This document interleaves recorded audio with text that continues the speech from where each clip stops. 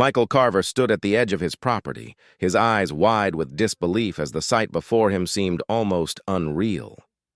Where he had spent some of the happiest moments of his life, towering concrete foundations of half-built condos now disrupted the land.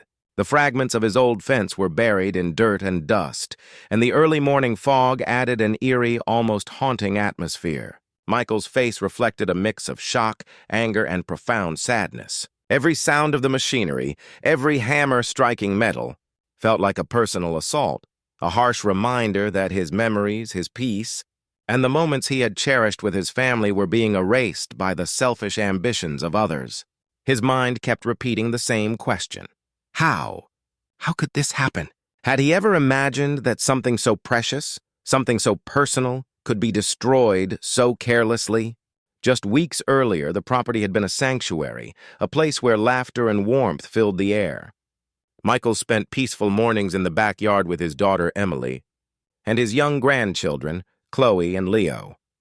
Sunlight filtered gently through the trees, casting a golden glow over the garden, while a soft morning mist added a magical, almost dreamlike quality to the scene. The children's laughter mingled with the faint scent of soil and blooming flowers, creating a moment of pure joy. Michael's heart swelled with a sense of peace and belonging as he watched them play, feeling the simple yet profound happiness of being surrounded by his family. These were the moments he treasured most. Small fragments of life that provided an emotional anchor in anticipation of the challenges that lay ahead. Then came Barbara Kelso, the HOA president, dressed immaculately in a red suit and pearls that gleamed under the sun. Her confident smile and sharp eyes exuded authority, yet beneath it all lay a subtle undercurrent of intimidation. Michael observed her cautiously, his rugged denim shirt and protective posture reflecting skepticism and irritation. Barbara's clipboard and precise gestures emphasized her control, each movement radiating efficiency and dominance. Their brief introduction wasn't just a polite exchange. It was the beginning of a subtle power struggle. The tension between them hung in the air like electricity, an unspoken challenge that tested patience, composure, and resolve. Michael's mind was already analyzing every word, every gesture, preparing for the inevitable clash. The fateful day arrived when Michael saw heavy machinery pouring concrete directly over the roots of the old oak tree, where Sarah's ashes had been laid to rest. Through binoculars, he watched every movement with a mix of disbelief and anger. The tracks of the machinery carved scars into the soil, while the fog cast long shadows over the construction site, intensifying the sense of injustice. Each pour of concrete felt like a violation of both memory and land. Michael's heart raced with a mixture of grief and determination. Observation was no longer enough. He needed action. His mind spun with strategies, considering every possible way to protect what remained of his family's legacy. Every second on that property felt like a heartbeat of tension, a personal battle unfolding in real time. Greg Sims, clipboard in hand, approached Michael with an aggressive energy, pointing his finger as he rattled off rules and fines. Michael remained calm but resolute, his eyes burning with defiance and quiet frustration. The perfectly manicured HOA lawns and glossy signs behind them only highlighted the contrast between corporate control and personal integrity. Greg's confrontational stance versus Michael's steadfast composure created a classic tension, reminiscent of David facing Goliath. This moment revealed Michael's resilience, a man fighting not only for his property but for his dignity and sense of justice. Every word, every gesture was a test of character, and Michael refused to bend under the pressure. Michael's frustration reached its peak as he finally confronted Barbara Kelso at the construction site. The morning sun glinted off her clipboard as she maintained her perfectly composed demeanor, but Michael could see the tension behind her eyes. He gestured toward the half-built condos, the poured concrete, and the disturbed soil, his voice trembling slightly with anger and sorrow. "This is illegal!" "You have no right to destroy what belongs to us," he exclaimed. Barbara's calm tone contrasted sharply with his rising emotion, a reminder of the imbalance of power.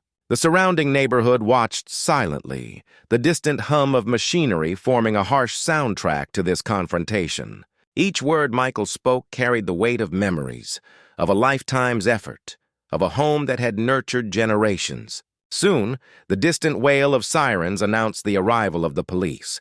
Michael stood on the cracked pavement, explaining the situation in precise, urgent terms. Officers moved with deliberate caution, their uniforms crisp against the chaotic backdrop of the construction site. The heavy machinery paused as workers froze mid-motion, the air thick with uncertainty. Michael's voice, steady yet filled with resolve, narrated every detail of the violations, hoping for swift justice. The sight of authority figures brought a glimmer of hope, but he knew that bureaucracy would test his patience. Still, the presence of the police highlighted that he was not entirely alone, that his fight for justice had allies, and that every effort mattered in reclaiming his land. Back in the garden, Chloe and Leo played quietly among the scattered flowers, their innocent laughter clashing painfully with the destruction around them.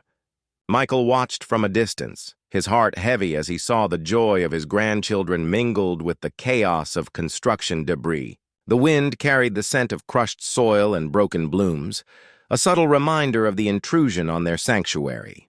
Michael knelt beside the children, brushing dirt from their hands, and tried to create a small pocket of calm amid the storm. These tender moments revealed the human side of his struggle. This wasn't just about property, it was about preserving memories, nurturing family bonds, and shielding the innocence of the next generation from the harsh realities of selfish power. Determined to fight back, Michael began meticulously documenting everything. Camera in hand, he captured every angle of the damage, every misstep by the construction crew.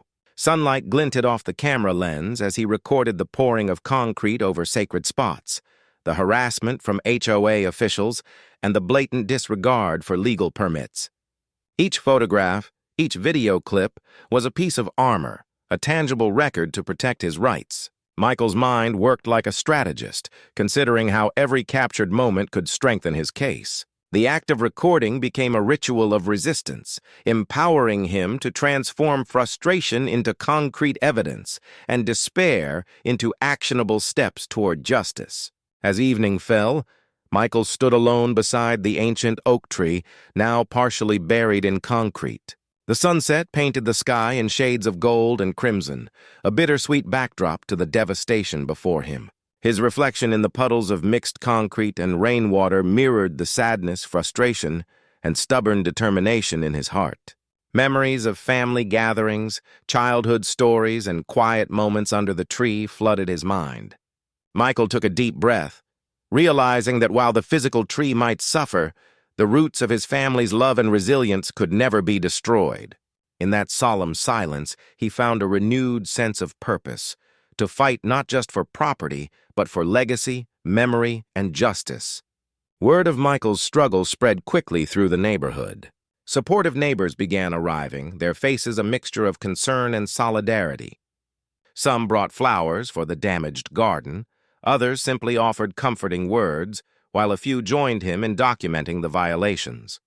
Their presence transformed the battle from a solitary fight into a communal stand, a reminder that shared values and empathy could push back against cold bureaucracy. The air was charged with a sense of unity, of collective resistance, and of hope. Michael realized that while the construction crew could alter the land, they could never diminish the human spirit that thrived within a caring community.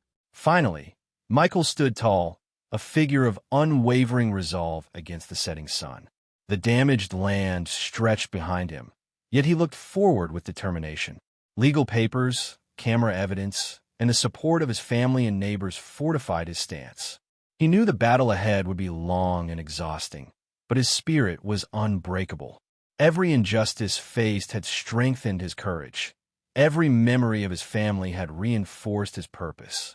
Michael's gaze, firm and steady, reflected a man ready to reclaim what was rightfully his, not through anger, but through patience, strategy, and the unwavering belief that justice, though delayed, could never be denied.